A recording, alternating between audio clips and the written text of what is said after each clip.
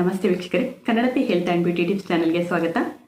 ಚಳಿಗಾಲ ಮತ್ತು ಮಳೆಗಾಲದಲ್ಲಿ ವೆದರ್ ತುಂಬ ಕೋಲ್ಡ್ ಆಗಿರೋದ್ರಿಂದ ಕೆಮ್ಮು, ಶೀತ, ಕಫ ಇದು ಸಾಮಾನ್ಯ. ಇಂಥ ಟೈಮಲ್ಲಿ ನಾವು ಎಣ್ಣೆಯಲ್ಲಿ ಕರಿದಂಥ ಪದಾರ್ಥಗಳು, ಜಂಕ್ಸ್ ಫುಡ್ಗಳು, ಕೋಲ್ಡ್ ವಾಟರು, ಕೂಲ್ ಡ್ರಿಂಕ್ಸು ಮತ್ತು ಐಸ್ ಕ್ರೀಮ್ಗಳಾಗಲಿ ಮತ್ತು ಮೊಸರು, ಮಜ್ಜಿಗೆ, ಬೆಣ್ಣೆ ಇಂಥವನ್ನ ಸ್ವಲ್ಪ ಕಂಟ್ರೋಲ್ ಮಾಡಬೇಕು. ಇದ್ರ ಜೊತೆಗೆ ಜಾಸ್ತಿ ಯಾರು ಟೀ ಕುಡಿತೀರಾ ಅಂಥವರು ಸ್ವಲ್ಪ ಚಳಿಗಾಲ ಮತ್ತು ಮಳೆಗಾಲದಲ್ಲಿ ಟೀನ ಕಂಟ್ರೋಲ್ ಮಾಡಿ, ಯಾಕೆಂದರೆ ಹೆಚ್ಚಿಗೆ ಕಫ ಕಟ್ಟೋ ಸಂಭವ ಇರುತ್ತೆ. ಜೊತೆಗೆ ನಾವು ಬೆಚ್ಚಗಿನ ಸ್ವೆಟರ್ಗಳನ್ನ ಹಾಕಬೇಕು, ಸಾಕ್ಸು, ಗ್ಲೌಸು, ಟೋಪಿಗಳನ್ನ ಯೂಸ್ ಮಾಡಬೇಕು. ಇದೆಲ್ಲದ್ರ ಜೊತೆಗೆ ಕೆಲವೊಂದು ಮನೆಮದ್ದುಗಳನ್ನ ಕೂಡ ಉಪಯೋಗಿಸ್ಬೋದು. ಆದರೆ ಮನೆಮದ್ದುಗಳನ್ನ ಒಂದಿನ ಅಥವಾ 2 ದಿನ ಯೂಸ್ ಮಾಡಿ ಕಂಟ್ರೋಲ್ ಆಗಿಲ್ಲ ಅಂದರೆ ದಯವಿಟ್ಟು ಹಾಸ್ಪಿಟ್ಲಿಗೆ ಹೋಗಿ ಡಾಕ್ಟ್ರನ್ನ ಕನ್ಸಲ್ಟ್ ಮಾಡಿ ಮೆಡಿಷನ್ ತಗೊಳ್ಳಿ. ಯಾಕೆ ಅಂದರೆ ಆಯುರ್ವೇದ ಮತ್ತು ಯೋಗಾಭ್ಯಾಸ ಮಾಡಿದಂತಹ ಪತಂಜಲಿ ಬಾಬು ರಾಮದೇವ್ ಅವರ ಹೆಲ್ತ್ ಪ್ರಾಬ್ಲಮ್ ಆದಾಗ ಡಾಕ್ಟ್ರನ್ನ ಕನ್ಸಲ್ಟ್ ಮಾಡಿ ಮೆಡಿಸಿನ್ ತಗೊಂಡಿದ್ದಾರೆ. ಇದು ನಿಮಗೂ ಗೊತ್ತಿರೋ ವಿಚಾರ. ಮೊದಲನೇ ಟಿಪ್ಸ್ ಬಂದು ಜೇನುತುಪ್ಪನ ಬೆಳಿಗ್ಗೆ ಮತ್ತು ಸಂಜೆ ದಿನಕ್ಕೆ 2 ಸರಿ ಕೊಡೋದ್ರಿಂದ ಮಕ್ಕಳಿಗೆ ಕೆಮ್ಮು, ಶೀತ, ಕಫ ಕಂಟ್ರೋಲ್ ಆಗುತ್ತೆ. ಜೊತೆಗೆ ಒಂದು 6 ತಿಂಗಳ ನಂತರದ ಮಕ್ಕಳು ಕೊಡೋದ್ರಿಂದ ಬೇಗ ಮಾತು ಬರೋಕ್ಕೆ ಸ್ಟಾರ್ಟ್ ಆಗುತ್ತೆ. ಇನ್ನು ತುಟಿಗೆ ಹಚ್ಚೋದ್ರಿಂದ ತುಟಿ ಕೂಡ ಪಿಂಕ್ ಆಗುತ್ತೆ. ಆದಷ್ಟು ಚಿಕ್ಕ ವಯಸ್ಸಿಂದನೇ ಜೇನುತುಪ್ಪನ ತುಟಿಗೆ ಹಚ್ಚೋಕ್ಕೆ ಶುರು ಮಾಡಿ. ಮತ್ತು ಆದಷ್ಟು ಅಂಗಡಿಯಲ್ಲಿ ಸಿಗೋದಕ್ಕಿಂತ ಫ್ರೆಶ್ ಆಗಿ ಸಿಗುತ್ತಲ್ಲ ಆ ಜೇನುತುಪ್ಪನ ಮಕ್ಳಿಗೆ ಜಾಸ್ತಿ ಯೂಸ್ ಮಾಡಿ. ಇದು ಮೊದಲನೇ ಟಿಪ್ಸು. ಇನ್ನು 2ನೇ ಟಿಪ್ಸ್ ಬಂದು ನೀವು ಸ್ವಲ್ಪ ಬೆಳ್ಳುಳ್ಳಿನ ತಗೊಳ್ಳಿ. ಬೆಳ್ಳುಳ್ಳಿನ ಚೆನ್ನಾಗಿ ಗೆಜ್ಜಿ ಅದಕ್ಕೆ ಸ್ವಲ್ಪ ಅರಿಶಿನ ಪುಡಿನ ಮಿಕ್ಸ್ ಮಾಡಿ ಅದನ್ನ ಎಣ್ಣೆಲಿ ಚೆನ್ನಾಗಿ ಕುದಿಸ್ಬೇಕು. ಮತ್ತು ಅದು ಬಿಸಿ ಸ್ವಲ್ಪ ಕಡಿಮೆ ಆದಮೇಲೆ ಒಂದು ವೀಳ್ಯದೆಲೆಗೆ ಅದನ್ನು ಹಾಕೋಬೇಕು.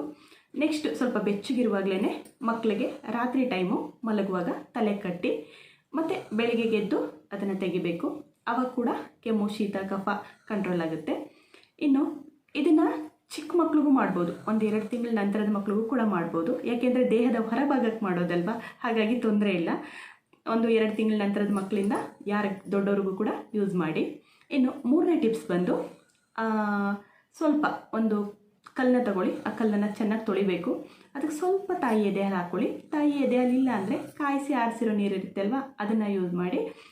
ಮತ್ತು ಒಂದು ಲವಂಗ, ಒಂದು ಕಾಳುಮೆಣಸು, ಒಂದು ಅರ್ಧದಷ್ಟು ಬೆಳ್ಳುಳ್ಳಿ ಮತ್ತು ಜೈಕಾಯಿ ಮತ್ತು ಎಲೆ ತೊಟ್ಟು, ಈ 5 ಕೂಡ ಚೆನ್ನಾಗಿ ತೇದಿ ಕಲ್ಲಲ್ಲಿ ಉಜ್ಜಿ ತೇದಬೇಕು.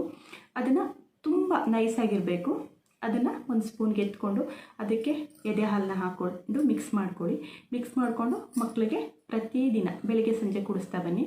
ಈ ಟಿಪ್ಸು 1 ವರ್ಷಕ್ಕಿಂತ ದೊಡ್ಡ ಮಕ್ಕಳಿಗೆ, 1 ವರ್ಷಕ್ಕಿಂತ ಜಾಸ್ತಿ ಇರೋ ಮಕ್ಕಳಿಗೆ ಮಾತ್ರ, ಮತ್ತು ದೊಡ್ಡವ್ರಿಗೂ ಕೂಡ ಯೂಸ್ ಆಗುತ್ತೆ.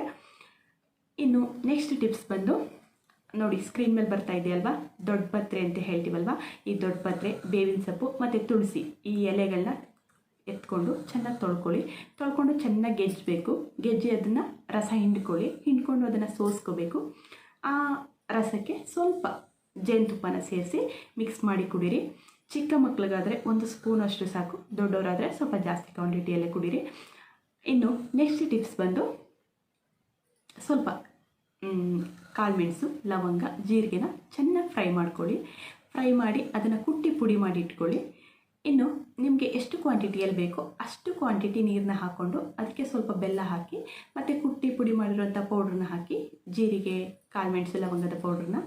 ಇನ್ನು ಇದ್ರ ಜೊತೆಗೆ ಸ್ವಲ್ಪ ಶುಂಠಿನ ಚೆನ್ನಾಗಿ ಗೆಜ್ಜಿ ಅದರೊಳಗಡೆ ಹಾಕಿ ಚೆನ್ನಾಗಿ ಕುದಿಸಿ, ಚೆನ್ನಾಗಿ ಕುದ್ದಾದ್ಮೇಲೆ ಅದನ್ನು ಸೋಸ್ಕೊಂಡು ಮಕ್ಳಿಗಾದರೆ ಸ್ವಲ್ಪ ಕಡಿಮೆ ಕ್ವಾಂಟಿಟಿ, ದೊಡ್ಡವ್ರಿಗಾದರೆ ಸ್ವಲ್ಪ ಜಾಸ್ತಿ ಕ್ವಾಂಟಿಟಿಯಲ್ಲಿ ಕುಡೀರಿ. ಆದಷ್ಟು ಕೆಮ್ಮು, ಶೀತ ಕಂಟ್ರೋಲ್ ಆಗುತ್ತೆ. ಅಕಸ್ಮಾತ್ ಆಗಿಲ್ಲ ಅಂದರೆ 1 ದಿನ 2 ದಿನ ನೋಡಿ, ನಾನು ಮೊದಲೇ ಹೇಳಿದಾಗೆ ಕಂಟ್ರೋಲ್ ಆಗಿಲ್ಲ ಅಂದರೆ ಡಾಕ್ಟ್ರನ್ನ ಕನ್ಸಲ್ಟ್ ಮಾಡಿ ಮೆಡಿಷನ್ನ ಯೂಸ್ ಮಾಡಿ. Thank you for watching.